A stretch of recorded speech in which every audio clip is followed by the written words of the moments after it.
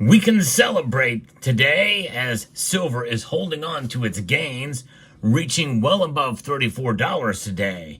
We're going to discuss $34 silver, but we're also going to discuss the hype surrounding the release of the flowing hair silver metal from the United States Mint. A lot to get to in this video as we explore.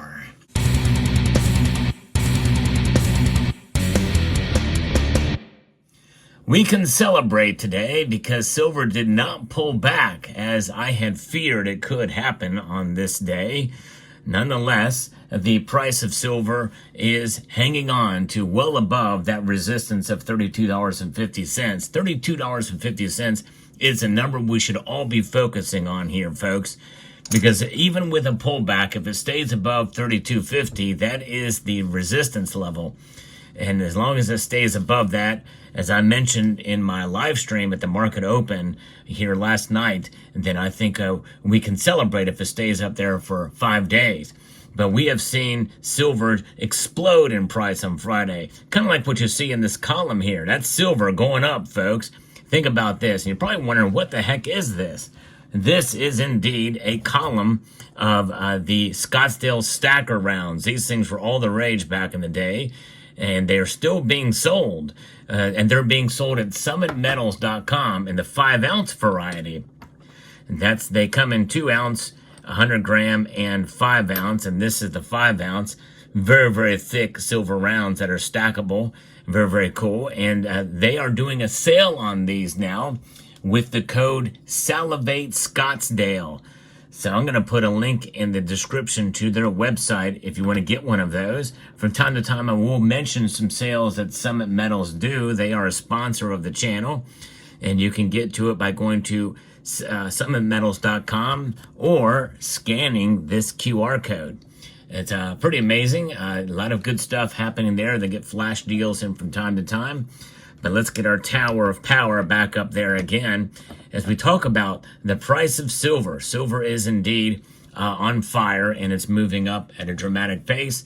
And this $34 silver that I thought would not happen quite this soon. I'd made a prediction that we could see $35 silver by the end of the year, and we got within over about 66 cents shy of that earlier in the day before they actually pulled back to below. It actually dipped earlier in the day, and I made a purchase right at the right time. That wasn't a massive drop. It was only down like maybe 7, 8, 10 cents, but I did make a purchase from Summit Metals, and I will show those purchases when I receive them. But buying on the dip, you have to kind of pay attention to the markets and see if you can do that. But it's really about dollar cost averaging in the end, so that even if you buy when prices are up, in the end, it will work itself out with dollar cost averaging. The key is to not operate solely out of fear. But $34 silver is one of those things where, hey, we seen it today. We could see it again tomorrow. There will be fluctuations. Silver, by the way, is the only metal that's up today. It's at $33.87 moments before the markets close. Gold, platinum, and palladium are all down. Not by a lot, but they are down. Palladium actually did take a pretty big hit. But the rest of the markets and how they're reacting here is really based off of what could be coming in terms of the geopolitical uncertainty that we find ourselves in and the domestic political uncertainty around this election. We don't know what's going to happen there. And so that has got the markets kind of nervous, and I think it's reflecting itself, pun fully intended, look how reflective that is, in the world of precious metals with silver. But there it is. So let's talk a little bit about now the United States Mint, who is a producer of the most popular bullion coin on the planet, the American Silver Eagle. And by the way, the planchets for these are indeed the backdrop for the flowing hair silver metal. Same diameter, same size, same purity, which is 99.93% pure is the purity of the American Silver Eagle.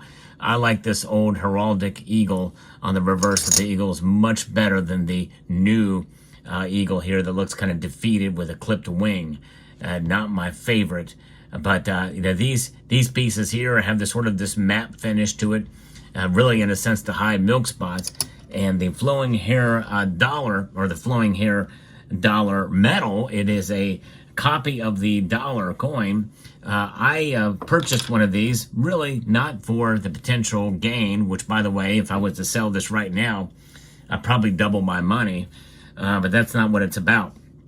I was going to unbox this thing. I got several packages unrelated to precious metals that came in the exact same packaging, and I mistakenly opened up the wrong package. I was going to do it here in a video, but it did not occur, sadly, because of the poor packaging from the United States Mint. This is the first time they've done it just in a regular bubble wrap with no real protection against the box here. Thankfully, the box did not suffer much damage, but I've seen other channels unbox these, and you see that from the packaging was horrible. I did not get the privy mark, and I would have immediately flipped that if I could have anyway, because I'm not a fan of that privy mark. But nonetheless, they did a great job overall with the packaging. Here is the certificate of authenticity. It has a QR code. I don't think I've seen that before, but it gives you some information if you want to scan that to get that. The United States Mint, kind of cool, flowing hair. And then this is where you would have seen the signature on this page, and we would have also seen, more than likely, on the images here, the privy mark would have been there. So we know already that it's not there. No privy. But I did use a bathroom before I came to do this video, so I don't have to go. This is the clamshell. I'm glad they came back to the clamshells. This is pretty nice, but there's one problem I have with it. You don't know which side is up. There's no markings on there to tell you that it's even a United States Mint clamshell. They should have put something on there. They should have made this one more square with a bottom there. But we're going to open it up and see here. There is the metal itself. As you probably have seen on other channels, I'm just kind of showing mine here. Very well done, well packaged, and a pretty nice strike on this thing. I'm not seeing any kind of finning on it that's coming out. That's where the edge is kind of sharp. And well, actually right there might be some. The way to tell without actually opening the package is to look at the gap in the capsule, and you can see there is a gap there, so there is some thinning going on, which is unfortunate. I wish they would fix that, but it is a bit of a high relief piece here. Now the gold version will be high relief, and as you can see there, the date is well off center, because that's the way the original 1794 flowing hair dollar was. And the original flowing hair dollar had edge inscriptions that did give the denomination. Obviously, since this is a metal, it's not there. They will be on the gold dollar, a 1 ounce gold coin with the smallest denomination ever. But nonetheless, there it is. Very well done piece. The flowing hair itself looks really nice. And but yeah, it's cool to have this. And because it's a metal, it does not have a coin turn. It has a metal turn. That means you turn it this way, and the image is facing right side up in both directions there. An emaciated looking eagle there, but that was the case on the original. But a very high relief there, or a fairly high relief, with the neck. The eagle is really sticking its neck out on this one, as you can see the considerable relief on that. So there it is, United States of America, it says on it.